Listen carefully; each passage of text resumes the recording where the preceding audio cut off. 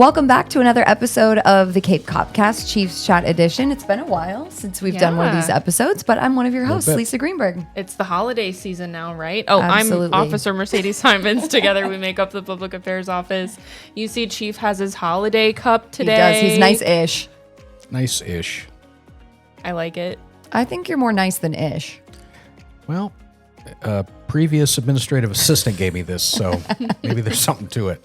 Maybe she I knows was a something. little more ish. Maybe to her. That's so funny. How you doing? I'm great. How are you? Good. It's been busy. It's been a few weeks since we've been here, but we have a topic that we think is pretty important that we wanted to get to, especially before the holidays, because I know a lot of kiddos might be getting these as gifts. So we want to chat about e-bikes today. E-bikes, regular bikes, scooters, motorized. Dirt bikes are a huge issue. Yeah. Yeah. Yeah. Two-wheeled craziness. Two-wheeled craziness. That's the episode title. Two-wheeled craziness. We've seen a lot of chatter in community groups. We've seen a lot of reports documented with patrol officers surrounding issues related to any sort of juvenile transportation issue, if we just want to call it that, because it's not one particular category that we see an issue with, but it's overall issues with kids after school, going to a parking lot, messing around with their friends, sometimes torturing people inside of stores. We've had unfortunate documented instances of that. And so we just want to talk, educate parents a little bit more, maybe dig into your kid's life a little bit more, make sure you know the regulations about what they're doing, who they're hanging out with, and that they're not one of these kids that are making the business owners pretty upset, because there are some pretty serious consequences that can be associated with what's been going on. Right. Shopping centers, businesses, but it's also on regular roadways, right? So it's not just limited to e-bikes or scooters. It's regular bikes too. And it's kind of like back when, remember the Tide Pod challenge? Oh, gosh. Just all of a sudden, overnight, people were doing stupid stuff in unison. And this is not a Cape Coral isolated incident. It's kind of like a Tide Pod thing where all of a sudden, you know, the door knock challenge, or now it's ride your bike unsafe and pester people and really put yourself and others in danger challenge, where you'll have, and we've all seen it, 3 to 4 kids riding abreast or side by side in the middle of the road. Car comes up behind, they look back, they acknowledge, and they don't move. Wheelies, obscene gestures, just not moving and almost daring the people to hit them. And they're going to mess around and find out. Somebody's going to do that. We hope not. We hope that we don't have any accidental crashes like that, or God forbid somebody just isn't going to take it anymore and hits them. Right. You don't want that. So we need parents to talk to their kids about that. Then you have what you were talking about with just blatant disregard for safety, doing 30 miles an hour on a sidewalk and near misses or collisions with people, walking, going the wrong way on the road, across the road. We've had some in shopping centers that are really terrorizing, really, patrons. The business owners are at their wits' end. They're calling us. We've even had, you mentioned it, a report, somebody went into a store on a dirt bike. And I know that's some kind of a internet challenge or social media challenge. It's stupid. The challenge is going to be accepted and you're going to get hurt. And we talked about it, a month ago? It was kind of a warning that, hey, this is becoming a thing. And we are doing our education part. And part of what we talked about on the podcast was the education component. Talk to your children, or if you're a kid listening, you know, you have to have common sense. If you're old enough to be out there riding your bike, you know what you can and cannot do. You have no less of an obligation to follow the rules of the road, even if you're a juvenile. And if they are too young for that, then maybe parents shouldn't let their children go out unsupervised if they don't know the rules of the road. So what are we doing about it, and what can happen, right, to parents and to kids? So what we're doing about it is we're working with the business owners to make sure the trespass authority is there, so that if people, this is for anybody, but if you're misbehaving, acting outside of the expectations of what a private business owner would want, you can be trespassed.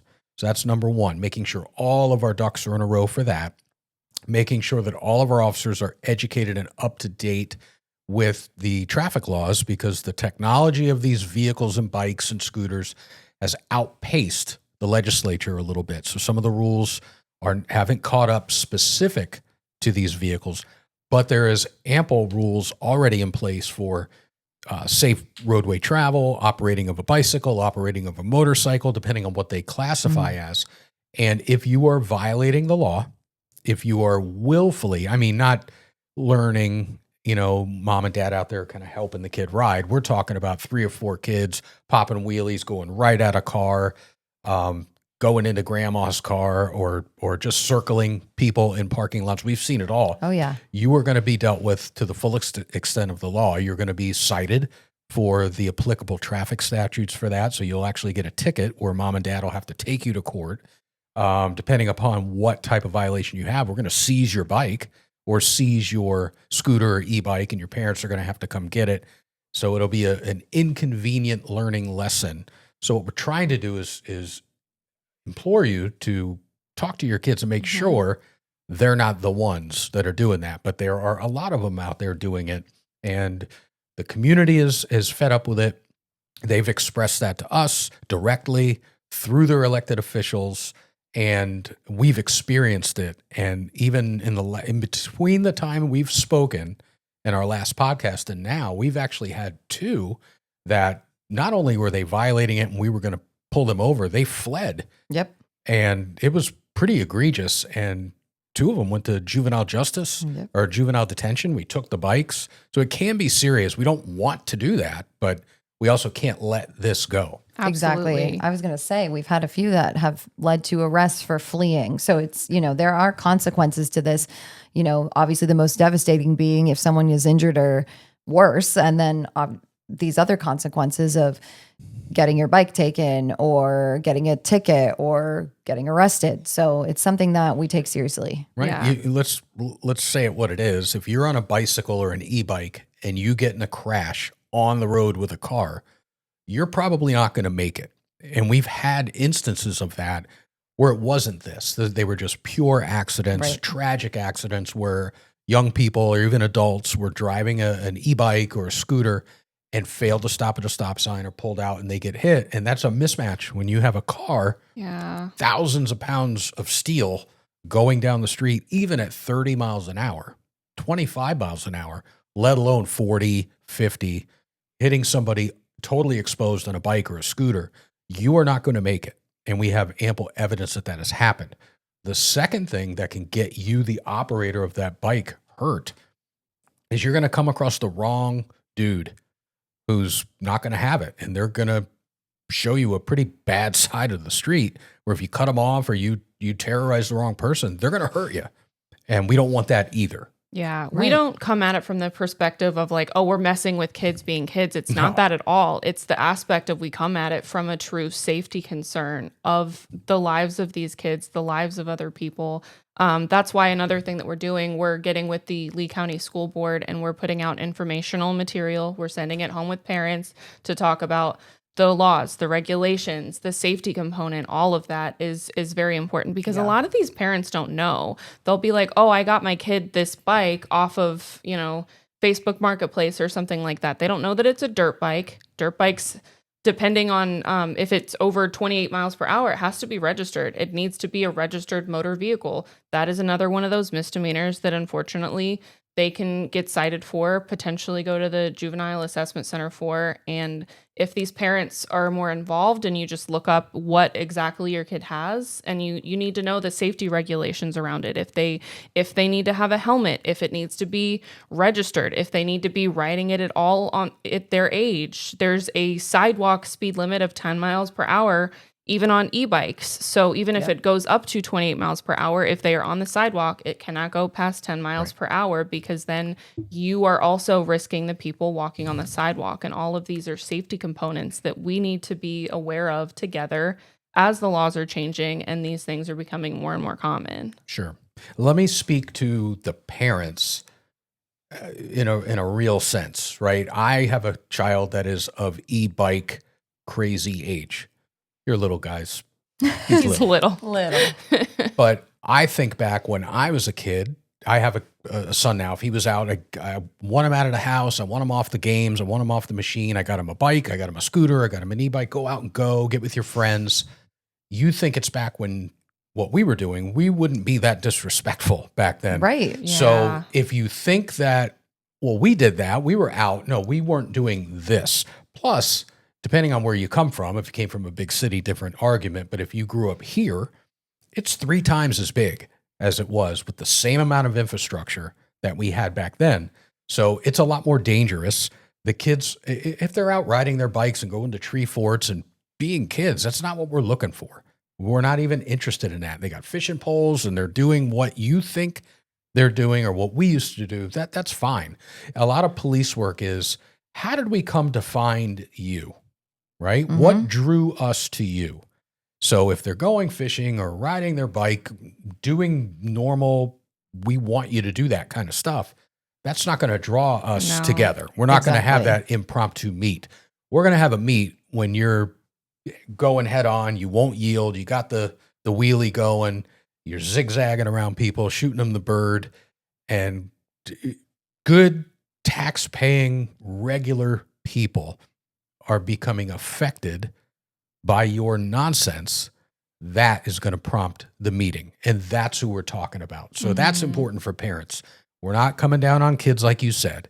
We're not coming down on nostalgia. We're not coming down on get out and enjoy fresh air. Yeah. We're coming down on the stuff that would drive you nuts. Yeah, And it's driving everybody nuts. And it's going to get somebody hurt. exactly. These parents might have that argument, oh, it's just kids being kids. But if a kid did that to you, you would not be happy. So, An increasing number of people have said, oh, yeah, I've had that happen to me, where they encircle the car, they just won't move. And then you're in a real bad position where, well, it's easy in a conversation. Well, I would just go and hit them. No, you wouldn't. You don't Right. want that. You No. don't want to live with that. The kids, they don't know. Their brains are still developing, so they're exercising their right to be a little stupid, right. right? But we need them to be a little less and a little bit more respectful. You can learn respect and rules of the road early on. They know it, and we are now cracking down anything from tickets, calling parents, seizing bicycles, having the parents have to come in, up to and including having to go to court for a misdemeanor charge of fleeing the police. And that's not the business we want to be in, not what we want to Right. be doing. So do your part, talk to your kids. And if you want to go old school, talk to your kids old school. Definitely. Absolutely. Parents need to be chatting with their kids about this, talk to them about the rules, talk to them about not being jerks out there, not doing this type of behavior. So it really does rely a lot on the parents having those conversations. Yeah, so before you decide to get your kids something for Christmas, make sure you look up what it is. Switching to Christmas, the holiday Yeah. season, I think we wanted to talk about a couple of the Something awesome positive. events that we have coming up. We have a lot. There's a lot of opportunities to be very generous in December, to get out there in the community, see what's up. What do we have going on? Well, we've already started in earnest. If you go back a couple of weeks, we've done since 2011, because I remember when we started it, the Holiday Heroes Food Drive, where we kick off the holiday season before Thanksgiving. We partner with Walmart, we partner with the Harry Chapin Food Bank, and we collect canned food, non-perishable items, and even cash. And the reason cash is good is because of the network of buying. This was explained to me by Harry Chapin. Because they network with different food banks and different grocers and different food outlets, they're able to stretch $1 to $4 of buying power. So for every Wow. dollar you give, it's $4 of buying power. Now the market may shift, but it's always going to be more because of their volume and their network. I got a letter today from the local CEO of Harry Chapin thanking us for 2011 to now is how many years? I don't know. Wow. Right. 14. Wow. 14? Yeah, 14 years we've been doing it. Every year, at least, I think our worst year was a ton of food. That's crazy. 1 ton. And we always get thousands of dollars. And what she said in the letter was she didn't give me the weight total because it's so much they have to weigh it. But now just the amount of cash that we were able to work with our community to get fed over 3,000 families Wow. in a one-day event, which is tremendous. So that's That what is kicked it amazing. off. And then yesterday we did the fill the boat, stuff the cruiser. stuff the cruiser. We partner with, and these are long-term partnerships too. And I'll circle back to this one because it it'll make the conversation better. We have Shop with a Cop coming up, and we've been doing Shop with a Cop probably the longest in the region. Arnold Gibbs brought it here when he was the chief in the mid-'90s. He got here in 94, and if it wasn't the first year, it was definitely the second year. So we've been doing this for decades, and we get underprivileged children that otherwise would not have a Christmas. And they get nominated by the school or by family. And then on one great morning, we all meet at, we have great corporate partners with Walmart, and our business community sponsors it. And we buy gift cards for the kids, and they show up and they get partnered with an officer, usually their own SRO. So there's a good relationship there. And they shop for mom, dad, grandma, grandpa, sister, brother, whoever's important in their life. And we always make sure they get something for them. And I have yet to see, in almost 30 years of participating, an officer not come out of their own pocket to help out the kid, make sure they get something.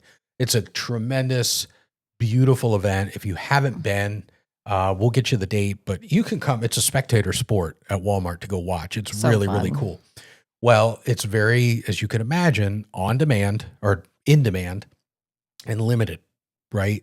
So there's more need than we're able to fulfill.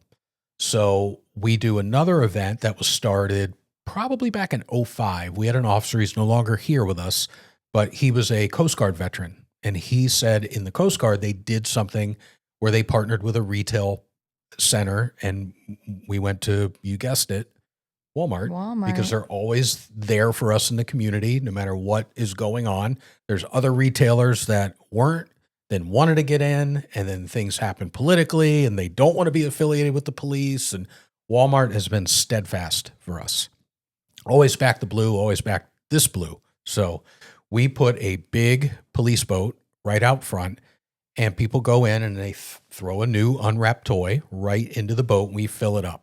And what we do with that, because we're there for, I believe, 1 weekend, maybe 2 weekends. Yep, it's this weekend, actually. And we take all of those toys, and I mean, it's way more than a boat. The boat is overflowing. There's toys all over the place. And that is what we package for the overflow of Shop with a Cop, because there's a limited amount of space to do Shop with a Cop. But how do you say no to families in need, right, especially children? So we're able to use that to kind of fill that void, right? Then you back up to yesterday, where we partner with 2 of our local schools. The Oasis Charter School System has always been a partner, and we put it out to all of the schools that we service. And Cape Elementary jumped on it years ago, and they're with us every year. So we have 2 simultaneous ones where we stuff the boat or stuff the cruiser. Who the benefactor of those toys are is the Children's Network of Southwest Florida, which are foster families. And these families truly, the foster families get supported from the state, but it's really just basic needs. Mm-hmm. And there's a lot of unmet extra in those households. So we partnered with a wonderful woman. I don't want to say her name because I didn't tell her I would do that, but she has been our liaison, and we take right from the school directly over to the Children's Network, and they do an event for the foster children in our community to be able to have toys. So that's awesome. It's not just a shotgun approach of go out and collect a bunch of toys. And we've tried to partner with some national groups or national movements that do that, but they're not directly local. And sometimes those toys can sit in a warehouse, and it's weird when you see that. Yeah. We didn't want to do that. We wanted to do our own thing. So there's control. And the Cape Coral is a wonderful community that has 2 very different sides, right? So there's high end and development and $1 million homes and boating community and beautiful. There's another side that we go on calls for service, and it could be December 24th. You go into a home, 3 or 4 kids, some of them sleeping on a mattress. You wouldn't have any idea that it's Christmas. Right. So there is a lot of need. There's food insecurity need, hungry, and you're just not going to have a Christmas need. So it really is great for us to be able to develop these programs, or have developed these programs, keep them robust, keep them growing, have lifelong partnerships with the people, the stakeholders involved, like Children's Network or the schools, or SROs, to be able to get something that we take for granted. and it's local. It stays in the Cape. It's for the Cape. Toys are given out. They are not warehoused or held. One year we had so many toys from Fill the Boat that we were able to take care of our overflow, that kind of the waiting room for Shop with a Cop. And we still had about a pickup truck bed worth of bags. And even on Christmas Eve, we partnered with the Vineyard Church and called them up late and said, hey, yes, bring it down. We'll do it today, because Christmas Eve they did a service and they gave out some toys to kids. So even on the last minute, they get dispersed to people in this community in need. So if you're on the fence about it, or you see us out there over the weekend and you're like, what's going on? It's scientific.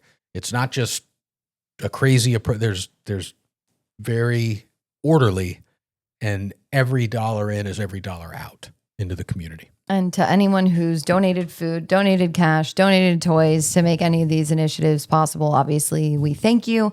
And, it's just like one of my favorite times of the year to work for the department. This is the best time to work here. It's pretty cool. It's really busy, but it's like a good busy. Yeah. It's not crazy on the street, even though it can be this time of year, for personal safety and opportunistic crimes.